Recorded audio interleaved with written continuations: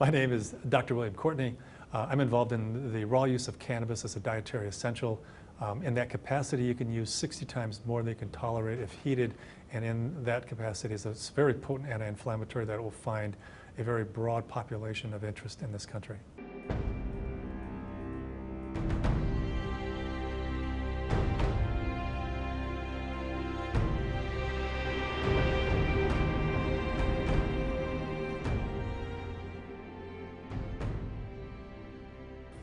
I'm Donald Abrams, and I'm Chief of Hematology Oncology at San Francisco General Hospital and a Professor of Medicine at the University of California, San Francisco. I do research in medical cannabis applications. I mean, if cannabis were discovered in an Amazon rainforest today, people would be clamoring to make as much use as they could of all of the potential benefits of the plant. I think, unfortunately, it carries with it, a long, maybe not so long history of being a persecuted plant.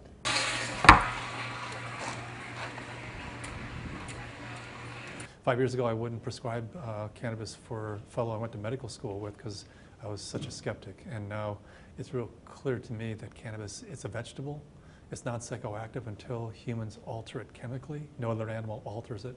So the whole psychoactive thing is a human aspect of the plant that has nothing to do with the 34 million years of evolution that the plant has.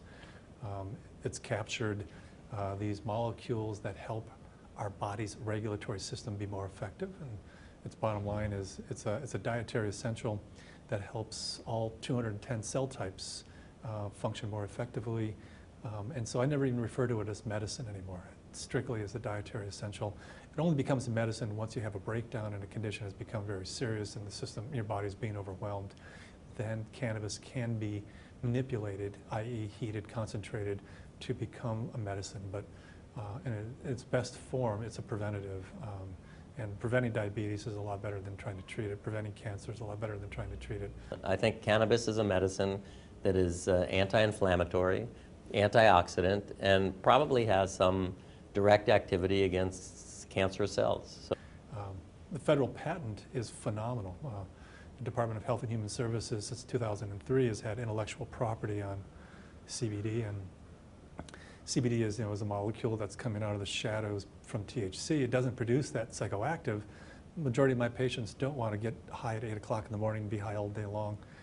But a lot of them do have arthritis, car accidents, autoimmune disorders, rheumatoid, and they start out their day in pain, and they're in pain most of the day long. And so they're looking for relief but clarity, and that's what these eating the plant raw.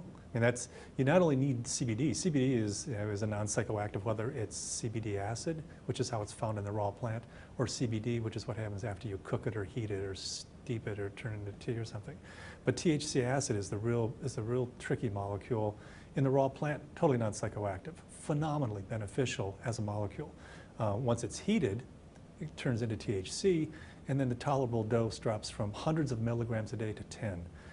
And with 10 milligrams, you stimulate the CB1 receptor, you get that psychoactive effect, either dysphoria or euphoria, but you walk away from 99% of the benefits of this plant, which are bone remodeling, intestinal function, neural function, inflammation control, cancer, precancerous detection. This plant can do phenomenal things, but not if you're taking 10 milligrams rather than the 600 milligrams that the FDA is currently approving as an investigative new drug. My name is Kristen Piskuski, and I went from being bedridden and on over 40 medications a day to control my health problems to being a mother, to being healthy, happy, and vital thanks to using green leaf that I juice on a daily basis. Yeah, I was diagnosed with lupus and rheumatoid arthritis when I was 16, and then interstitial cystitis, painful bladder condition, endometriosis, cervical cancer. I was told I was sterile and would never have children, and hypothyroidism, chronic infections. I've had 16 surgical procedures, and I'm resistant to most antibiotics and have chronic infections. and I can't take a lot of Western medicine drugs because of the allergies that I have. I also have asthma. I'm allergic to most environmental factors and different skin rashes. And I have a broken back in 3 places. Man.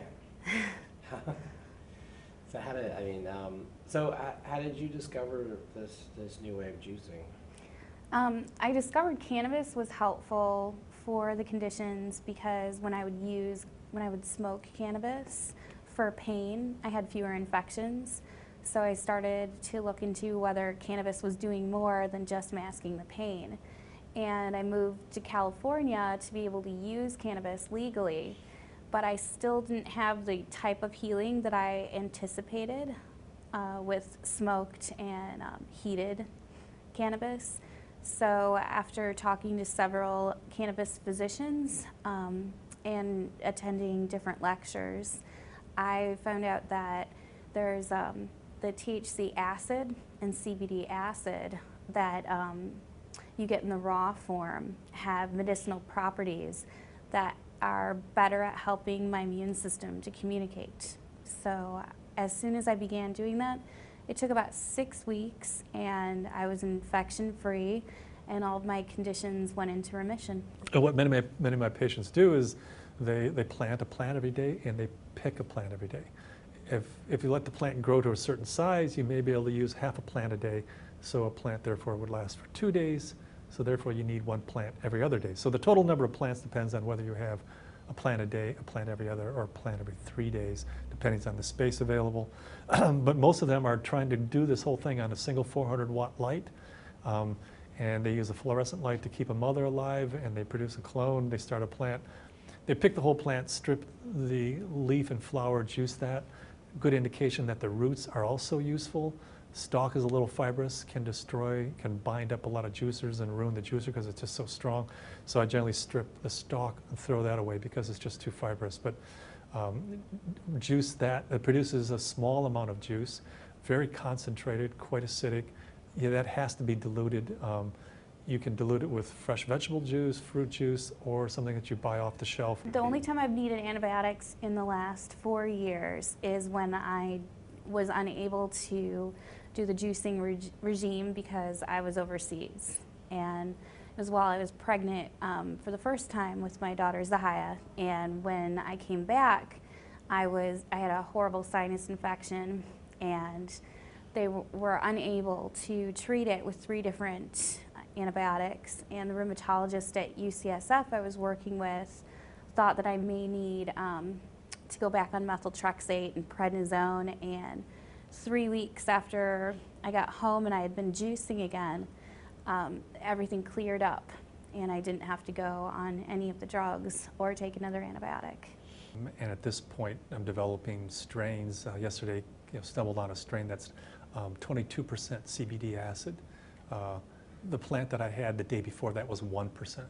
A absolutely phenomenal change in the plant's chemical composition, and particularly as it impacts, are you violating federal patents if you're using this plant? I mean, if they're commercially going to use CBD, then you have to deal with the patent. But individual use as a dietary element, the U.S. patent just is clear evidence as to why you want to eat this plant as a leafy green vegetable and include it in your diet several times a day.